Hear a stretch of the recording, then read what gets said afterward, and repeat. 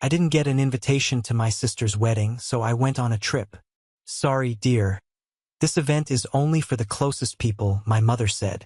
When the wedding was canceled because of a debt, the whole family started begging me, but it was too late. You ever feel like your own family built a life and left you out of it on purpose? That's exactly what happened to me.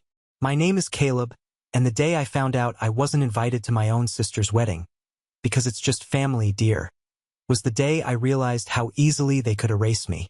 What came next? Well, let's just say the family golden girl didn't make it to the altar. Not because I did anything, but because I finally chose not to. Stick around, because this isn't just a story about being excluded. It's about the power of saying no when they only come calling to clean up the mess they made. Now, let's go back to where it all started. You always know when a phone call is going to change everything. It's in the pause before your mother speaks, in the chill behind her words. Mine came on a gray Tuesday morning in Chicago, just as I was shrugging on my jacket for work. The city was still waking up, the sound of traffic a low hum outside my apartment window. Caleb, she said, her voice clipped and cool, distant. You're not invited to Amanda's wedding. It's just family, dear. Just family. I swear I forgot how to breathe.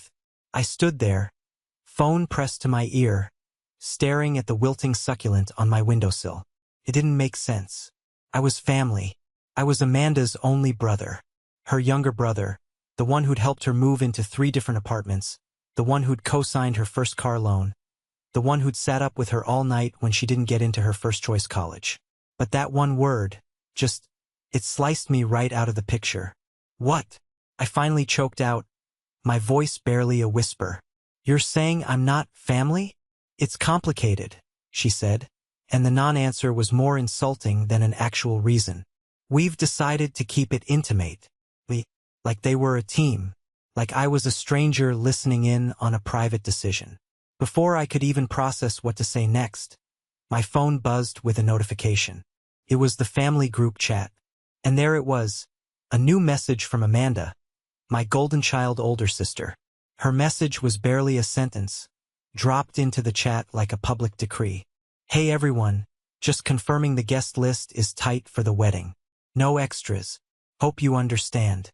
Can't wait to celebrate with our nearest and dearest. No extras.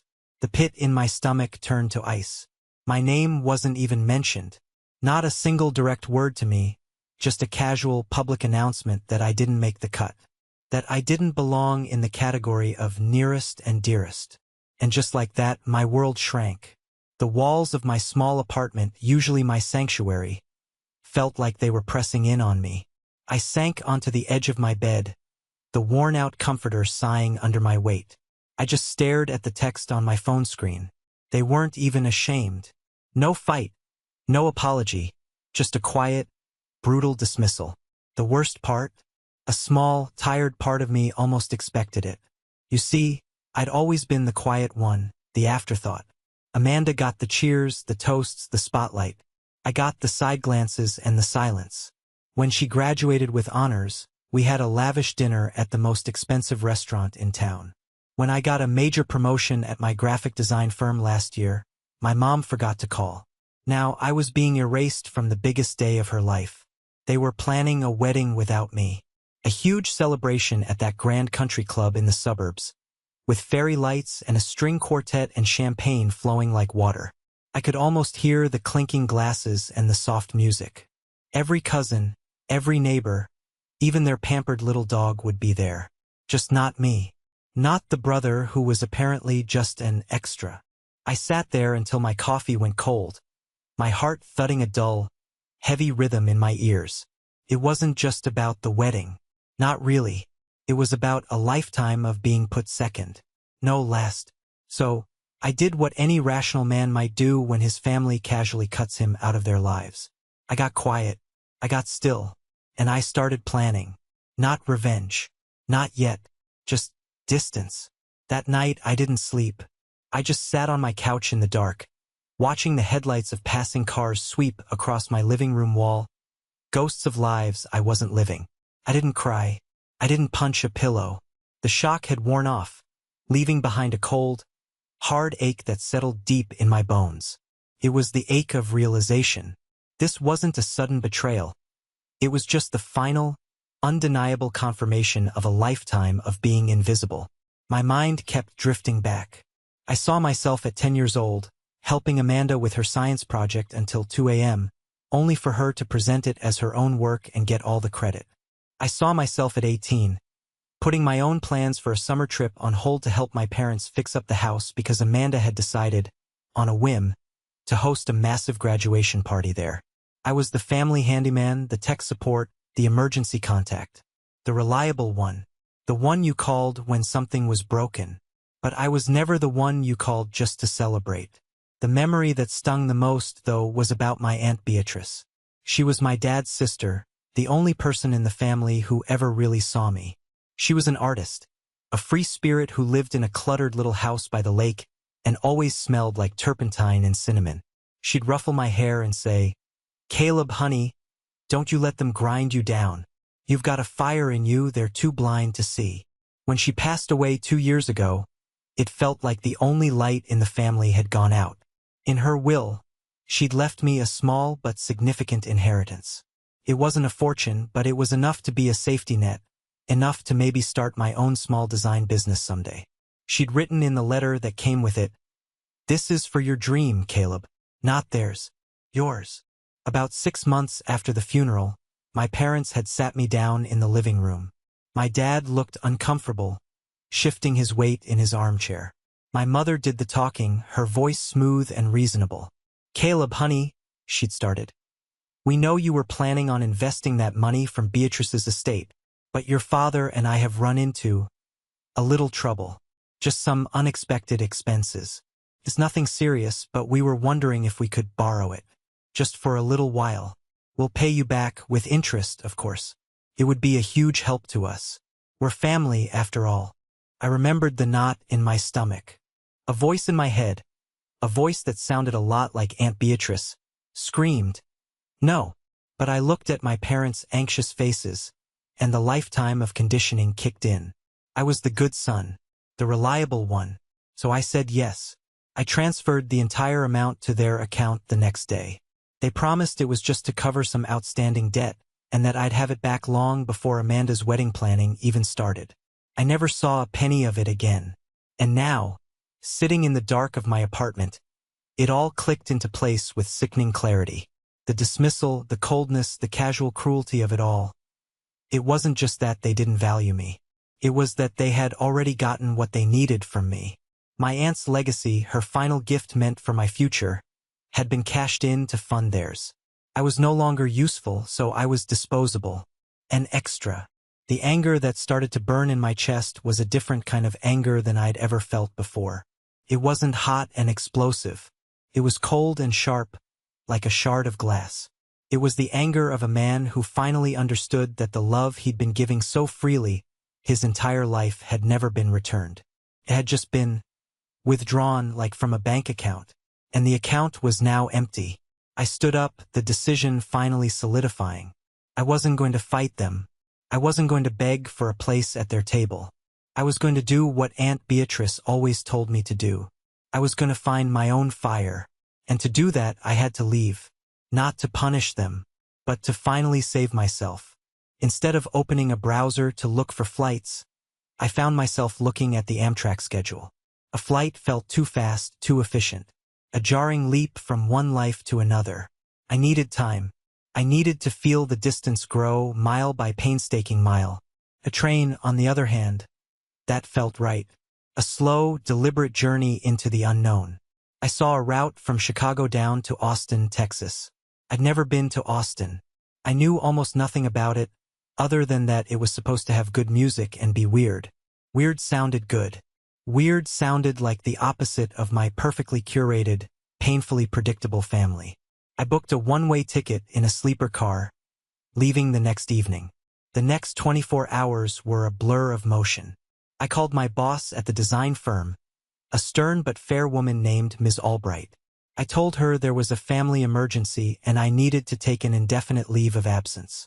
I was good at my job and I had a lot of vacation time saved up. To my surprise, she just said, "Take the time you need, Caleb. Your job will be here when you get back. It was more kindness than I'd received from my own family in a decade. Then came the packing. Felt strange. I wasn't packing for a vacation. I was packing for an escape. What do you take when you're leaving a life behind? I started with the essentials: jeans, t-shirts, my laptop. But then my hands paused over the framed photos on my dresser. One of me and Amanda as kids, grinning with missing teeth. One of the whole family at a Christmas gathering a few years back. I looked at the smiling faces, a perfect portrait of a happy family. Perfect lie. I took the photos out of their frames, slid them into a manila envelope, and tucked them into the bottom of my suitcase. I didn't know why. I wasn't ready to look at them, but I wasn't ready to throw them away either. The last thing I packed was a small, worn wooden box. Inside was the letter from Aunt Beatrice and a photo of her, laughing, with paint smudged on her cheek. This I kept at the top of my bag. Standing in the grand hall of Union Station the next evening felt surreal. The air buzzed with the energy of 100 different journeys beginning and ending. People were hugging, crying, laughing. I was utterly alone, an anonymous figure in the crowd. And for the first time, that anonymity felt like a shield, not a punishment. As I found my seat on the train, I took out my phone. My thumb hovered over the power button. No new messages. No missed calls. They hadn't even noticed I was gone. I pressed the button, held it down, and watched the screen go black. The finality of it sent a jolt through me. Part terror, part exhilaration. The train pulled out of the station with a low groan, and I watched the Chicago skyline, my home, shrink in the distance until it was just a string of glittering lights. I spent the next 2 days in a strange, peaceful limbo. I ate my meals in the dining car, making small talk with strangers, a retired couple heading to see their grandkids, a young musician on her way to a festival. They didn't know my story, didn't know the weight I was carrying. To them, I was just a man on a train. I read a book, listened to music, and mostly just stared out the window. I watched the flat plains of Illinois give way to the rolling hills of Missouri, then the wide open spaces of Arkansas. The country was so vast, so full of lives I couldn't even imagine. It made my own family drama feel small, insignificant. As the train rumbled south, I felt the tight knot in my chest begin to loosen, 1 mile at a time. I was heading into the unknown, with no plan and no one waiting for me. And I had never felt more alive. Austin greeted me not with a bang, but with a warm, humid embrace. I stepped off the train feeling stiff and disoriented, the Texas sun bright in my eyes. The city hummed with a different kind of energy than Chicago, slower, more laid back, with an undercurrent of something creative and untamed. I got a taxi and gave the driver the address of a short-term rental I'd found online, a small garage apartment in a quiet neighborhood south of the river. The first few days were a strange mix of freedom and profound loneliness. I unpacked my few belongings, the silence of the small apartment deafening. I'd walk for hours, exploring the quirky shops on South Congress, wandering along the greenbelt that snaked through the city, and eating tacos from food trucks until I thought I'd burst. I was doing all the things I'd never had time for back home, but the quiet moments were hard. In the evenings, I'd sit on the small porch of my apartment, listening to the cicadas buzz, and the weight of what I'd left behind would press down on me. I was free, but I was adrift. About a week in, determined to break out of my shell, I forced myself to go to a local bar that was known for its live music. It was a small, divey place called the Continental Club, packed with people and vibrating with the sound of a blues guitar. I found a spot at the corner of the bar, ordered a beer, and tried to just blend into the background. That's when I met Leo. He slid onto the stool next to me, nodding at the bartender. He was maybe in his 40s, with kind eyes, a scruffy beard, and hands that looked like they knew their way around a block of wood. "They're good, aren't they?" he said, gesturing with his beer bottle toward the stage. His voice was a low, pleasant rumble. "Yeah, they are," I said, surprised at how rusty my own voice sounded. We fell into an easy conversation. He told me he owned a small custom woodworking shop nearby and played guitar in a band on the weekends. He asked what brought me to Austin, I gave him the vague answer I'd been practicing. Just needed a change of scenery. He took a slow sip of his beer and looked at me, not with pity, but with a quiet understanding. Austin's a good place for that, he said. It's a city that's good at letting you start over. He didn't push for details. He didn't pry. He just accepted my answer, and in that moment, I felt a small sliver of the tension in my shoulders release. We talked for the rest of the night about music, about the pros and cons of different types of wood finish, about the ridiculous price of rent in the city. It was the first real conversation I'd had in a week. As the bar was closing, he scribbled something on a napkin. "Hey, a few of us are having a barbecue at my place on Saturday. Nothing fancy, just burgers and bad jokes. You should come." He slid the napkin across the bar. It had an address and a crudely drawn map on it. For a second, the old Caleb wanted to say no. The voice in my head, the one that sounded like my mother, whispered, "Don't impose. You'll be awkward. You don't belong." But another voice, a newer, quieter one, whispered back, "Say yes. Just this once." "I'd like that," I said. "Thanks." On Saturday, I stood outside his house, a modest bungalow with a sprawling oak tree in the front yard, clutching a six-pack of beer like it was a shield. I almost turned around and left. But then the front door swung open, and Leo waved me in with a big grin. The backyard was full of people. A wonderfully motley crew of artists, musicians, and craftsmen. Music was playing from a portable speaker, and the air smelled like grilled meat and freshly cut grass. No one asked me what I did for a living or where I went to college. They just asked my name, handed me a plate, and included me in their conversations. Leo introduced me simply as Caleb, my new buddy. Not the guy from Chicago. Not the guy who looks like he's running from something. Just Caleb. I talked to a woman who made pottery, a guy who restored vintage motorcycles, and a couple who ran a small organic farm. I laughed more than I had in months. For a few hours, I wasn't the invisible brother or the disappointing son. I was just a guy at a barbecue on a sunny Texas afternoon. As I drove back to my little apartment that night, I realized something profound. These strangers had shown me more genuine warmth and acceptance in a single afternoon than my own family had in years. And maybe, just maybe, I was starting to build a new life, whether I'd intended to or not. After that barbecue, something shifted in me. I started to feel less like a man in hiding and more like a man exploring. Leo and I started hanging out regularly. He'd show me around his workshop, the air thick with the scent of sawdust and varnish. I'd always had a knack for drawing and design, and I found myself fascinated by the process of turning a raw piece of wood into something beautiful and functional. In return, I helped him design a new logo for his business. It felt good to be creating something again, to be useful in a way that was appreciated.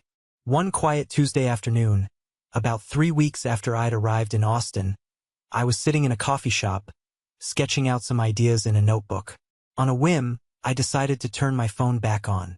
I wasn't looking for messages from my family. I'd made my peace with the silence. It was more like a morbid curiosity, like wanting to peek behind the curtain of the perfect life they were building without me. I reconnected to the Wi-Fi and opened the family group chat. At first glance, it was exactly what I expected. The chat was a flurry of exclamation points and heart emojis. Amanda had posted a photo of her and her fiancé, Derek, clinking champagne glasses. The caption read, "Final venue deposit is IN. It's really happening. #wedding bells." The replies flooded in. My mom sent a string of hearts. My dad posted a thumbs-up emoji. But as I scrolled, I started to notice things, small details that a graphic designer's eye is trained to catch. My mother's messages were frantic. She was posting too often, double texting, replying to her own messages with corrections. It felt less like excitement and more like nervous energy. Then I saw a photo my dad had posted. It was a candid shot of Amanda and Derek laughing on the patio. The caption was a cheesy, "Let the good times roll," but it was the background that caught my attention. Through the open patio door, I could see a whiteboard propped on a chair in the dining room. I zoomed in. The image was blurry, but I could just make out scribbles of numbers. figures that had been crossed out, and one word, circled in red, deadline. My fingers hovered over the keyboard. The old Caleb would have replied instantly, "Hey, what's the deadline for?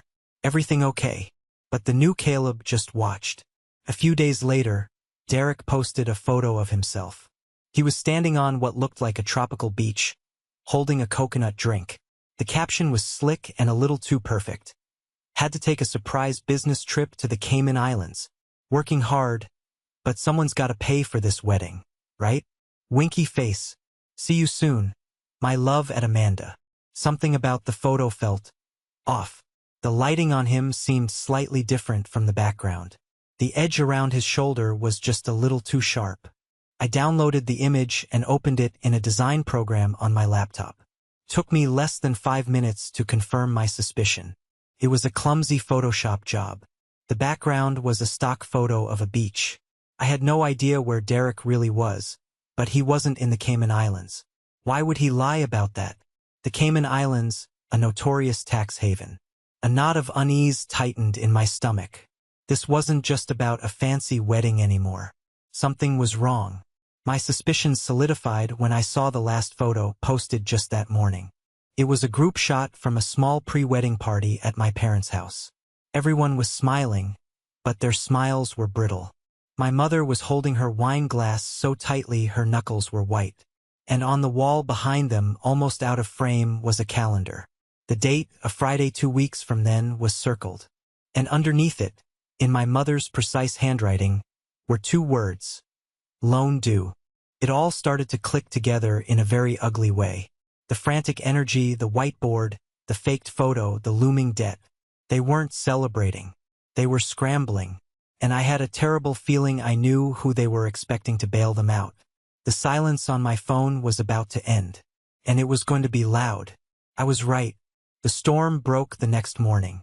It started with a single text from my mother. "Caleb, dear. Just checking in. Hope you're doing okay. We're all thinking of you." It was the classic opening.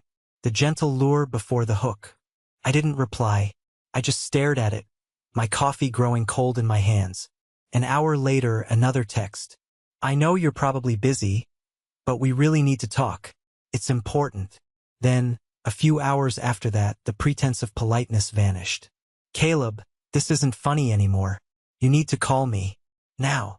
And then, the phone started ringing. My mother. I let it go to voicemail. It immediately rang again. My father. I let that go too. Then, a number I didn't recognize. I ignored it. A text from Amanda popped up. "Can you be an adult for once and call us back? This is serious." The barrage was relentless. Texts, calls, voicemails, one after another. It was a coordinated assault, a digital siege. My little apartment in Austin, my safe haven, suddenly felt invaded. I wanted to throw my phone against the wall, but I knew I had to see this through. I had to know exactly what they wanted. Then came the text that laid it all bare. It was from my dad. "The venue needs the final payment by Friday, or they cancel the entire event. We are short. Your mother and I can't get another loan. We need you to co-sign. It's the only way." There it was. The real reason. Not concern, not love, not a desire for reconciliation. It was a transaction. They needed my good credit. The credit score I had worked so hard to build. Staying out of debt. Living within my means. Being the responsible one my entire adult life. It wasn't me they wanted. It was my financial stability. It was my name on a dotted line. The anger I felt was so intense it made my hands shake. All of it, the exclusion, the just family excuse, the public dismissal, it was all a lie to cover this up. They hadn't pushed me away because they wanted an intimate wedding. They'd pushed me away hoping I wouldn't be around to ask questions about the money. They expected me to be the good, reliable son who would come running the moment they sounded the alarm. No questions asked. I didn't respond. I put my phone on silent and went to Leo's workshop. I needed to do something with my hands, to feel the solid reality of wood and tools. I spent the afternoon sanding a large slab of oak, the repetitive motion a strange comfort. But I couldn't escape the buzzing in my pocket, the constant vibration of their desperation. That night, I finally listened to the voicemails. My mother's voice was the worst. It went from sweet to sharp in seconds. Voicemail 1. Caleb, darling, it's your mother.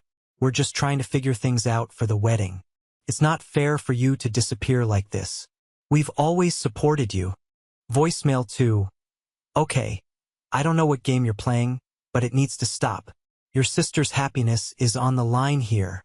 It's one signature. You have the best credit in the family.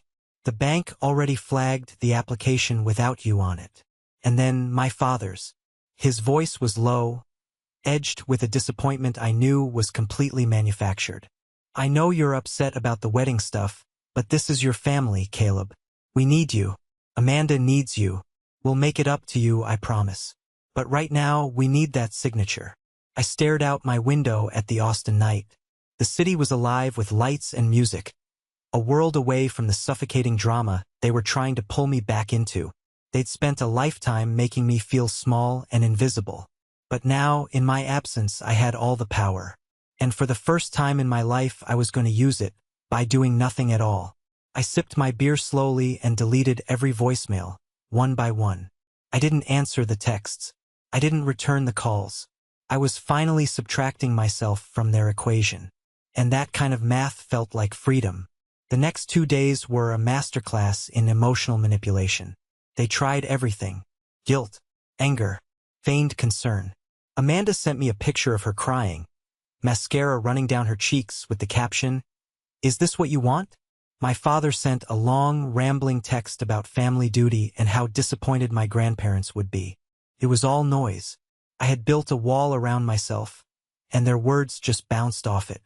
I was at Leo's workshop, helping him install some new shelves, when my phone buzzed with a notification. It wasn't a call or a text, but a voicemail from a number I recognized. My cousin, Sarah. That was odd. Sarah and I were friendly, but we rarely talked on the phone. I stepped outside into the alley behind the workshop, the smell of sawdust and grilled meat from a nearby restaurant hanging in the air. I pressed play, but it wasn't Sarah's voice. It was my mother's.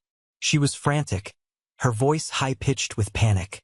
She must have been trying to call my father, whose name is Richard, and accidentally dialed Sarah instead, leaving a long, rambling voicemail on her machine. Sarah, bless her heart, must have realized what it was and forwarded it to me immediately. Richard, I don't know what to do. He's not answering.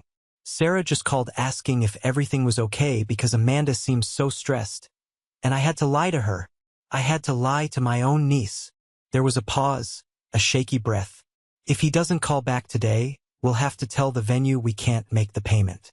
Derek is getting suspicious. He keeps asking to see the bank statements. Her voice dropped to a conspiratorial whisper, and this was the part that made the blood in my veins run cold. Richard, what are we going to do? The money from Beatrice's inheritance. It's all gone. Every last cent. We used it for the deposit and all the vendors. I told you this was too much. I told you we couldn't afford this lifestyle Derek is used to. If Caleb doesn't co-sign this new loan, it's not just the wedding that's gone. It's everything. Derek will find out we're broke. He'll find out we spent Caleb's money. He'll leave her, Richard. He'll leave her and we'll lose the house. This wasn't supposed to happen. Caleb was supposed to just sign. He always does. The phone slipped from my hand and clattered onto the pavement. I leaned against the brick wall, my legs suddenly weak. It wasn't a loan. They hadn't borrowed my inheritance. They had spent it, stolen it. They had taken the one thing my beloved aunt had left just for me, her legacy, my future, and they had burned it on a pyre of floral arrangements and champagne fountains for my sister's sham wedding. The new loan they were so desperate for me to sign wasn't just to pay for the rest of the wedding.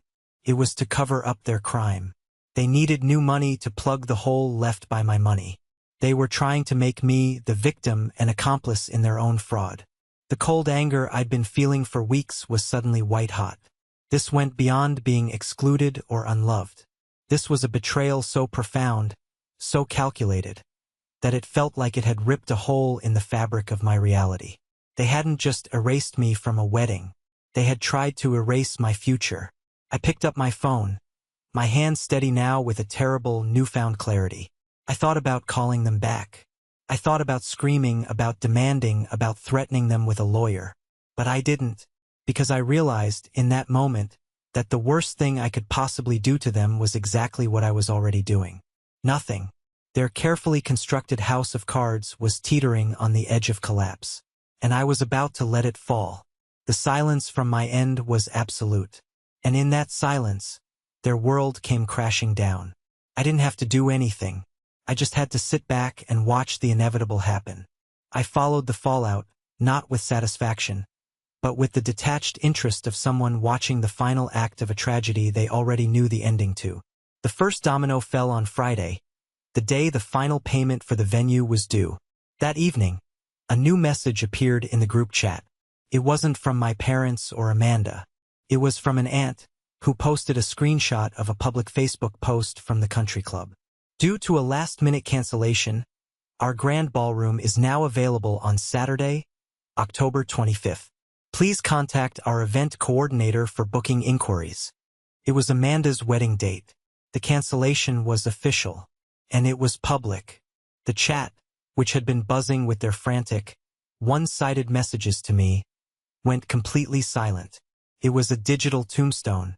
The next day, the real chaos began. My cousin Sarah, who had become my reluctant informant, texted me directly. "Caleb, I don't know what's going on, but it's bad. Uncle Richard called Dad this morning, asking for money. A lot of money." Dad said no.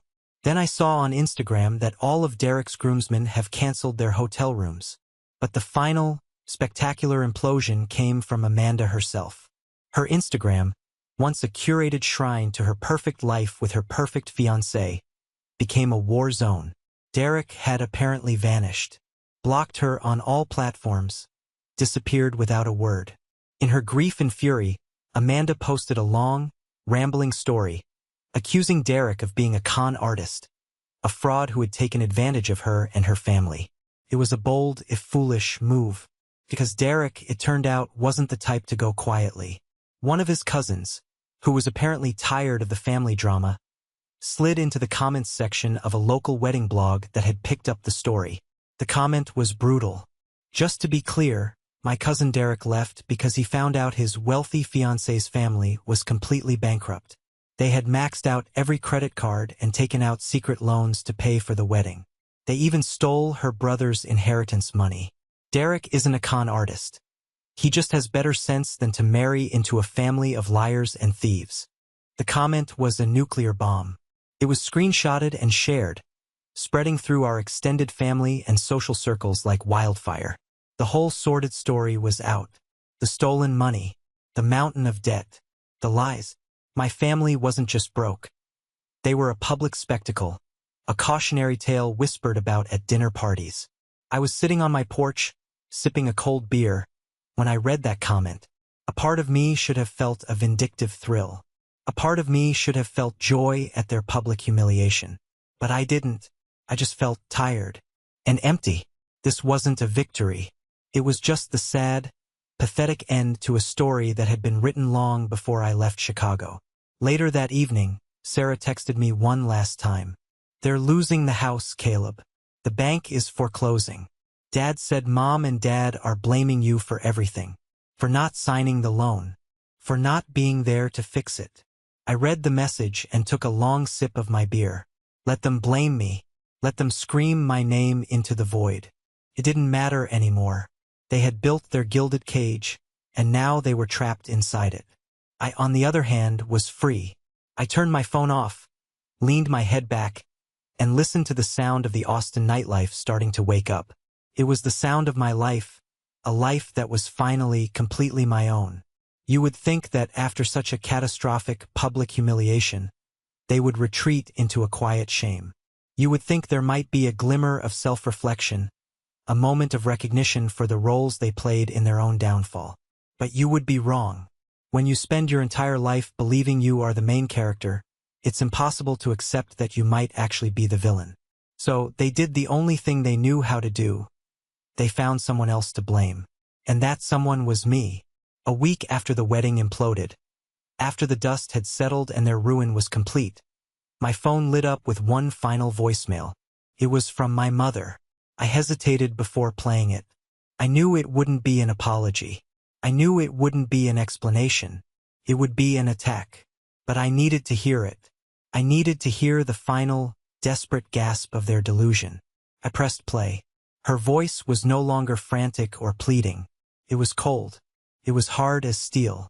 It was a voice I had never heard before, and it was terrifying in its venom.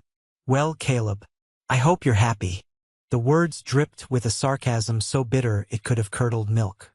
"I hope you're enjoying your little vacation, your little tantrum, while your family falls apart. Amanda is devastated.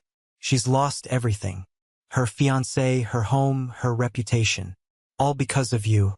Derek's family is telling everyone we're criminals. The bank is taking our home. Your father's health is failing from the stress. This is what you wanted, isn't it? This is on you, Caleb." She took a sharp breath, and I could picture her standing in the now empty living room, her posture rigid with self-righteous fury. All you had to do was answer the phone. One signature. One simple act of family loyalty. That's all it would have taken. But no, you had to make a point. You had to be selfish. You couldn't stand to see your sister have one day, just one day, that was all about her. You've always been jealous of her. And now you've destroyed her life to make yourself feel powerful. She paused, and for a moment, I thought she was finished. But then came the final, killing blow. "I hope it was worth it. I hope you feel good about what you've done. You are no longer my son." Click. The line went dead. I stood there in the middle of my quiet Austin apartment, the phone still pressed to my ear. The silence she left behind was heavier than any of her words. It was surreal, because the only thing I had done was nothing. I didn't destroy the wedding. I didn't lie to vendors or take out loans I couldn't afford. I didn't design a dream around entitlement. I simply didn't come running when they snapped their fingers. And that absence, that simple act of self-preservation, was enough for them to brand me a monster. It was enough for my own mother to disown me. It should have crushed me. The younger Caleb would have shattered into a million pieces. But as I stood there, I felt nothing. The guilt, the shame, the desperate need for their approval. It was all gone. It had been burned away in the fire of their betrayal. All that was left was a strange, quiet peace. She hadn't disowned me. She had liberated me. She had cut the final cord, the one I hadn't been strong enough to cut myself. The door was closed, and I would never, ever knock on it again. Thank you for staying with me until now. Please show your support by liking this video and typing 1 in the comments below. It lets me know that you've given me a like and are here with me on this journey. Your encouragement is a huge source of motivation. Comment number 1 below and stay with me as I continue my story. After that final voicemail, a profound silence settled between me and the life I had left behind. And in that silence, I began to build. The anger and the hurt didn't just disappear overnight, but I decided I couldn't let them be the foundation of my new life. Instead, I poured all of that energy into work. Leo became more than just a friend. He became a mentor. I spent every spare moment I had at his workshop, absorbing everything I could.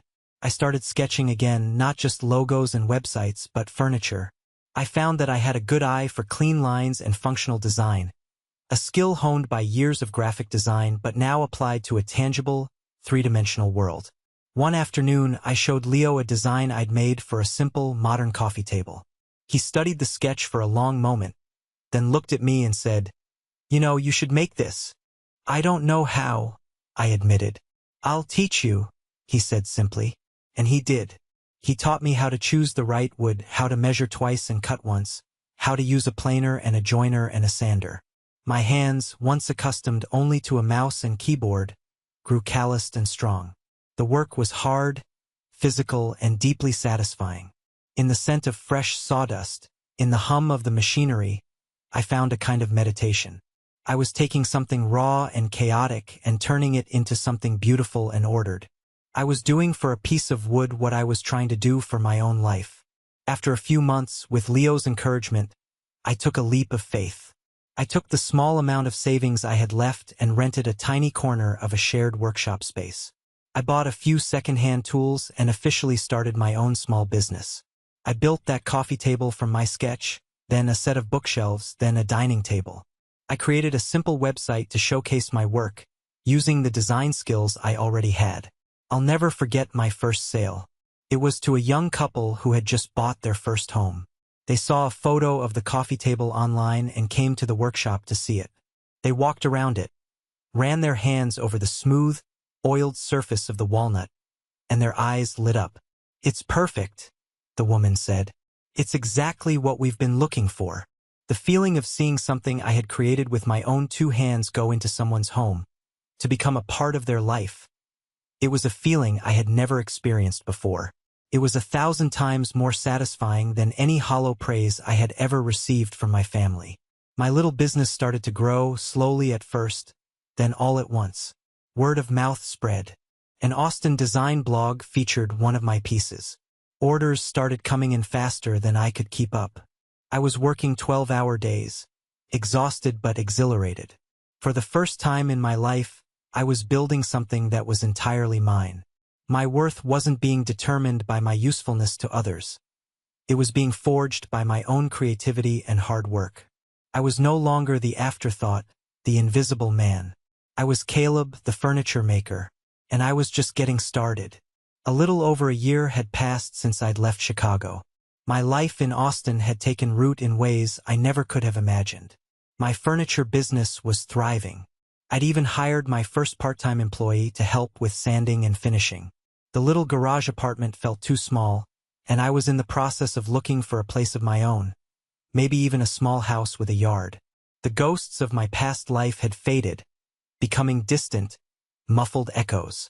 But there was one last piece of unfinished business. My apartment in Chicago. I had been subletting it to a friend of a friend, but the lease was finally up. I needed to go back, clear out my remaining belongings, and officially close that chapter. The thought of returning filled me with a low hum of anxiety, but I knew I had to do it.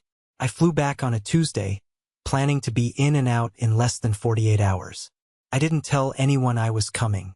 I had no intention of seeing my family. My plan was to pack, hire movers to put my things in storage, and be on a plane back to Austin before anyone even knew I was in town. Of course, that's not how it happened. I was in the middle of packing up my kitchen, wrapping plates in newspaper, when the buzzer for the apartment building rang. It wasn't a quick buzz. It was a long, sustained, desperate press. My heart jumped into my throat. I knew, with a certainty that chilled me to the bone, who it was. I ignored it. A minute later, it rang again, and again. Finally, my phone started vibrating. A text from my cousin Sarah. "Caleb, your mom knows you're in town. I don't know how. She's on her way to your apartment with your dad and Amanda. I'm so sorry."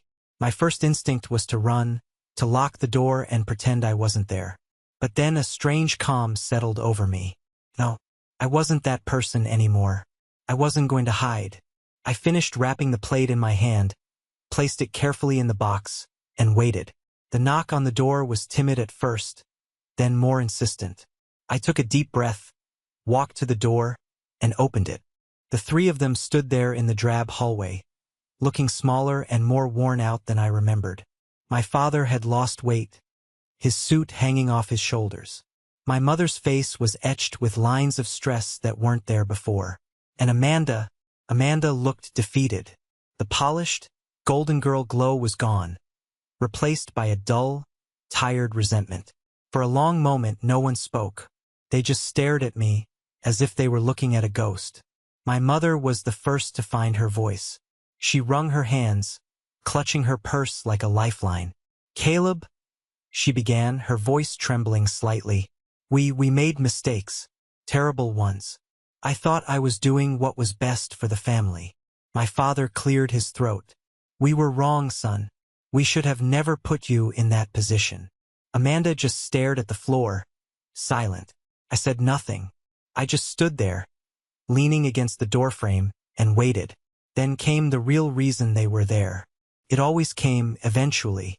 "The thing is, Caleb," my mother continued, her voice dropping, We're still in a lot of trouble. The debt. It's worse than we admitted. Your father's pension is gone. We were just wondering, now that you're doing so well, if you could consider helping us. Just a small loan to get us back on our feet. And there it was. The apology was just a preface to the ask. Some things never change. I looked at their faces, a mixture of shame and hope, and I felt nothing. Not anger, not pity, just a profound and final sense of disconnect. They were strangers to me now, relics from a life I no longer lived. I didn't say a word. I simply stepped back from the doorway. For a split second, a flicker of hope lit up their eyes. They thought I was letting them in. But instead, I reached for the door. I looked each of them in the eye one last time, and then I gently closed the door in their faces. I didn't slam it. It was a soft, quiet click.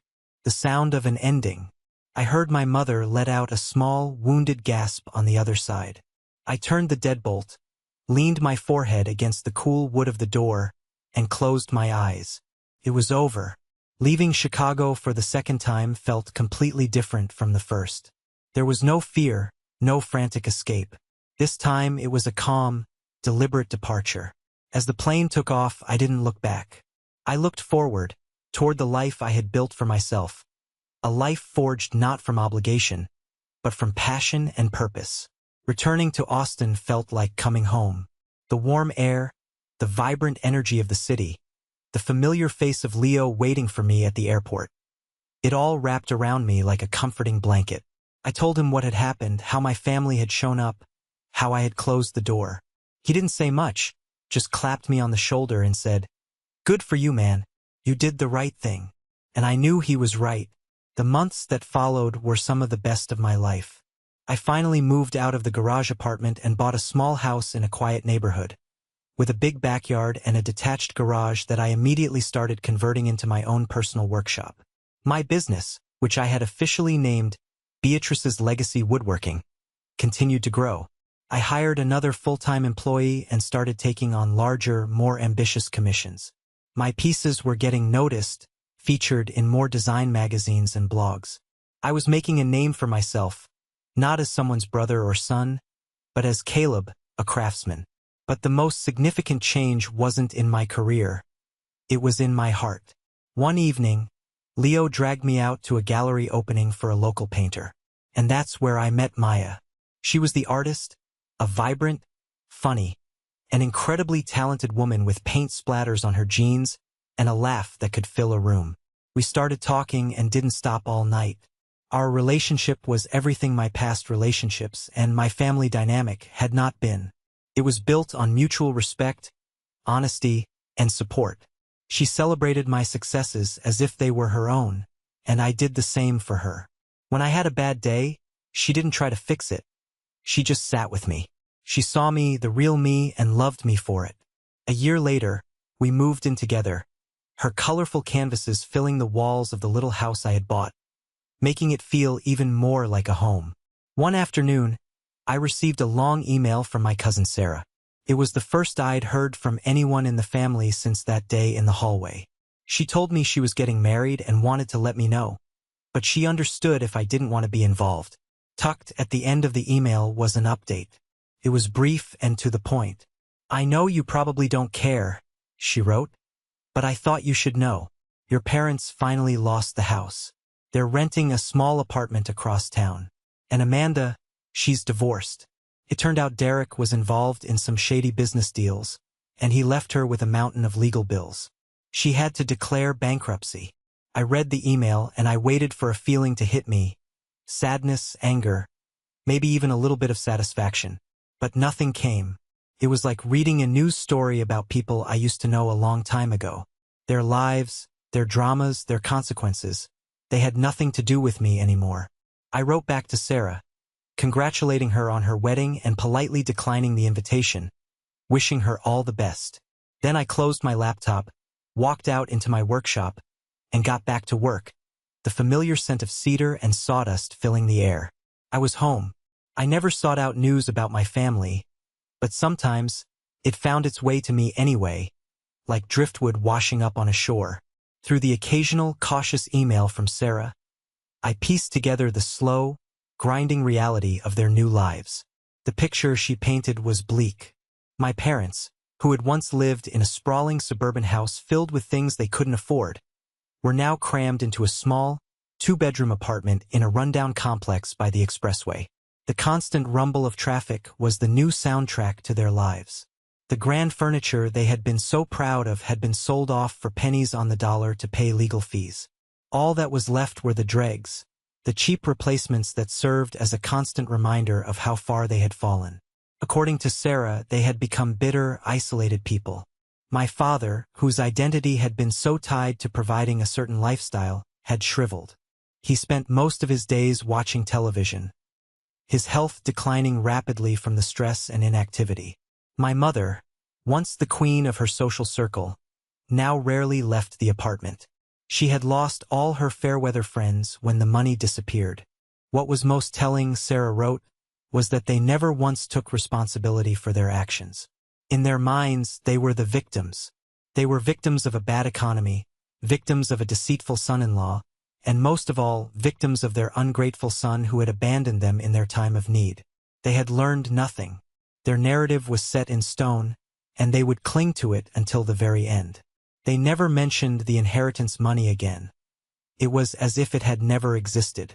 They had rewritten their own history to absolve themselves of their greatest sin. The relationship between them and Amanda had also fractured.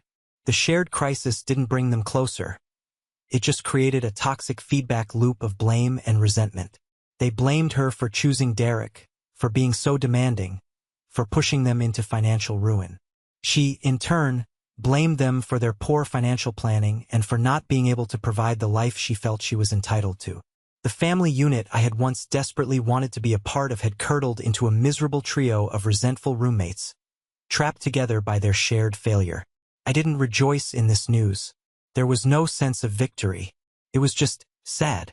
It was the logical conclusion of a life built on a foundation of image over substance, of entitlement over integrity. They had chased a fantasy, and when it evaporated, they had nothing real to fall back on. Not financial security, not honest relationships, not even their own self-respect. They had sown the wind, and now they were reaping the whirlwind. Their punishment wasn't some grand, dramatic event. It was the slow, quiet, day-in and day-out misery of living with the consequences of their own choices. And there was no one left to bail them out. The story of Amanda's fall was perhaps the most dramatic. She had built her entire identity around being the golden child, the successful one, the one who was destined for a life of luxury and ease. When that life was snatched away, she had nothing left. Her divorce from Derek had been a messy, public affair. He had fled the country, leaving her to deal with the fallout of his shady business dealings. She was named in a lawsuit and had to use what little money she had left to hire a lawyer just to clear her name. She had to sell her car, her designer clothes, everything. The bankruptcy left a permanent stain on her record, making it impossible for her to get so much as a credit card. She lost her high-paying marketing job. In a world where image was everything, her tarnished reputation made her unemployable in her field. The friends who had once flocked to her lavish parties disappeared. She was forced to move into a tiny studio apartment in a rough part of town and take a job that was, for her, the ultimate humiliation. I found out about it by chance. I was back in Chicago for a furniture expo, one of the biggest in the country. My business had grown to the point where I was being invited to showcase my work on a national stage. It was a huge moment for me, a validation of everything I had worked for. One evening after the show, I was walking back to my hotel and decided to grab a quick bite to eat. I stepped into a generic chain restaurant, the kind of place with sticky menus and fluorescent lighting. And that's when I saw her, Amanda. She was clearing a table, her movements slow and tired. She wore the ill-fitting polyester uniform of the restaurant, a name tag pinned crookedly to her chest. Her hair was pulled back in a messy ponytail, and her face, once so bright and confident, was pale and drawn. She looked 10 years older. She didn't see me. She was just going through the motions, her eyes empty and distant. I stood there for a moment, frozen in the doorway. A flood of conflicting emotions washed over me. Pity, sadness, and a strange, hollow ache for the sister I once had, the one who existed before all the lies and the entitlement took over. I could have walked over to her. I could have said something. But what was there to say? My presence would have only been a source of humiliation for her, a stark reminder of everything she had lost and everything I had gained. There was no satisfaction in seeing her like this. The game was over. I hadn't won. I had just walked off the field. So I turned around and quietly walked out of the restaurant. I didn't feel triumphant. I didn't feel like I'd gotten my revenge. I just felt done. The story was finally over. The final chapter had been written not by me, but by the unsparing logic of cause and effect. I walked back to my hotel under the bright city lights. The next day, I would go back to the expo, back to my work, back to my life. I would go back to Maya, to Leo, to my home in Austin. I would go back to the life I had built with my own 2 hands, a life of substance and integrity, a life my Aunt Beatrice would have been proud of. The past was a ghost, and I was finally letting it go. Thank you so much for listening to my story. It wasn't easy to share, but your support means the world to me. Have you ever had to make a difficult choice to protect your own peace? I'd love to read about your experiences in the comments below. If my story resonated with you, please consider giving it a like and subscribing to the channel for more stories. Your support helps more than you know.